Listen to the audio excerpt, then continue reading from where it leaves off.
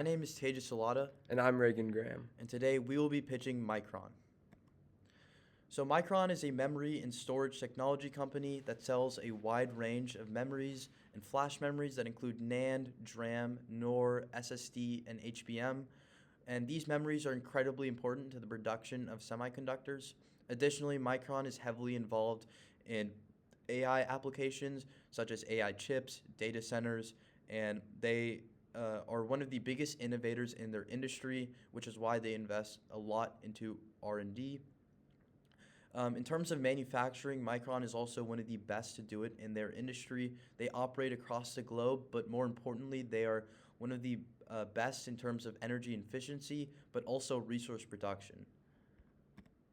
Um, Looking at the semiconductor industry as a whole, with the rise of AI, semiconductors are in very big demand right now, considering that they're used in things like data centers and AI chips, which is incredibly important to moving the needle in AI as a whole.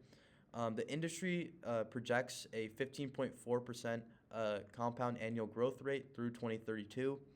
And although traditionally there is a Southeast Asian domination in terms of companies that come from that region, Micron, a company that's located in the U.S., is looking to surpass that, and they are showing great signs to do so.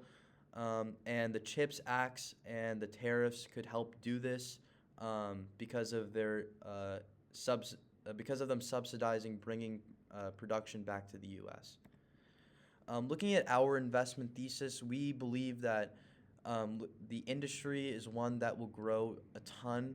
Looking at things like the CAGR, but we believe that because of AI, Micron will benefit off of this, which will help its stock and its performance. Additionally, we think that because of things like tariffs and things like bringing production back to countries like the U.S., Micron will benefit a lot, and their competition won't benefit a lot. In fact, they'll be disadvantaged, which will help Micron in the long run in their industry. Yeah, so looking at a brief earnings history of Micron, we see consistent earnings beats all of the past 4 quarters. Micron has beat their earnings per share expectations, which has driven a lot of growth post earnings report for the company. We also see here strong revenue growth. And a really big thing there is earnings. Looking at Q2 24, it just broke even that quarter from a stint in negative territory during much of 2022 and 2023, where there was a lot of CapEx and investment into manufacturing plants and other areas for memory chips to grow. But this Q4 growth that we see there has been led a lot by their new DRAM technology. So a lot of this has been due to AI, and we really can't talk about semiconductors and talk about Micron without talking about the technologies and the innovations that are driving them. So here we're looking at AI investment over the next 3 years, and the U.S. is where a lot of that is happening. A big piece of that AI growth and Micron's role in it has been their new HMB3E memory chip, which has been extremely efficient and has been really at the forefront of efficient, fast-paced, quick decision-making chips for generative AI and for data centers. Looking at ESG, Micron is one of the best, in fact, maybe the best in its industry. Considering that semiconductors they're considered to be a wasteful industry in terms of, not being very environmentally friendly. Micron believes in saving the environment. They want to have a clean carbon footprint. They recycle.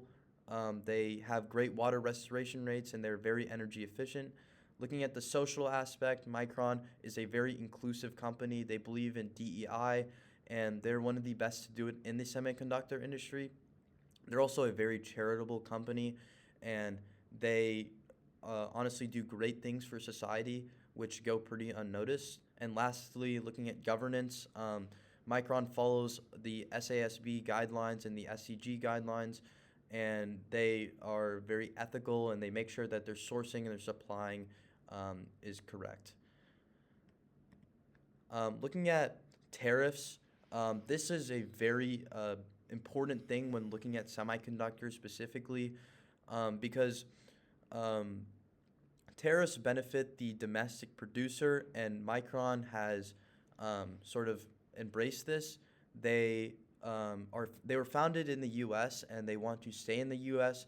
They want to produce more in the U.S. And while there may be short run kind of downturn, long run we are looking to see huge growth, and that growth will be much more than other companies in their industry because of their domestic production. One of the examples of this domestic production is their mega facility in Clay, New York. There's over 50,000 jobs. It's a huge investment period, and it's one of the biggest immunities to tariffs because it's domestic production, and it's projected to bring huge revenue back to Micron. So here, this is one of the main revenue drivers for Micron. It's DRAM, Dynamic Random Access Memory. And so right now, despite being a smaller company, around 100 billion in market share compared to some real semiconductor giants, it still has a 22.2% market share in this industry. That's third place after some of those traditional Southeast Asian giants that we talked about, like SK Hynix and Samsung. A lot of this increase in demand for DRAM has been through data center demand, and now data centers account for more than half of Micron's revenue, which really just underwrites that importance of AI and of data centers in Micron as a whole. It's had 13.6, the industry as a whole has had 13.6% year over year industry growth, but Micron year over year for Q4 2024 had 93% growth in DRAM.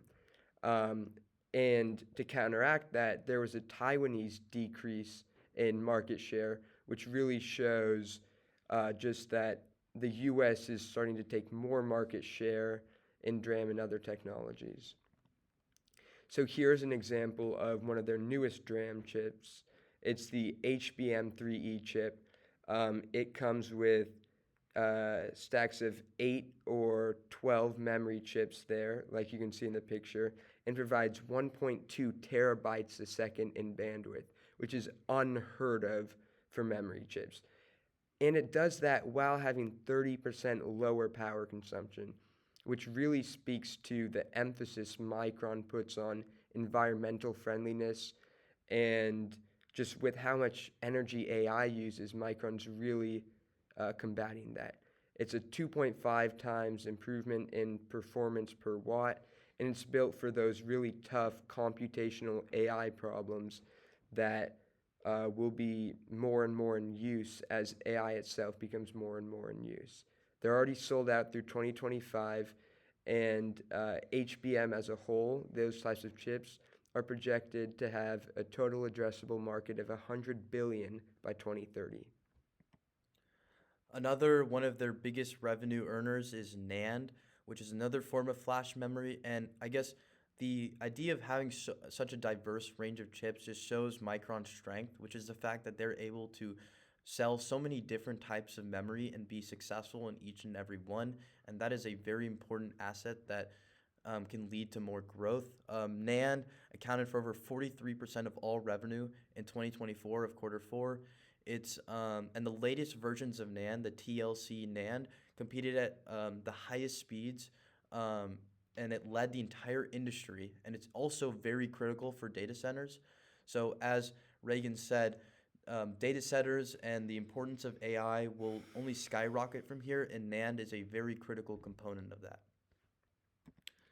Yeah, and our recommendation is to buy at a price target of $129 above the current price of $82.95.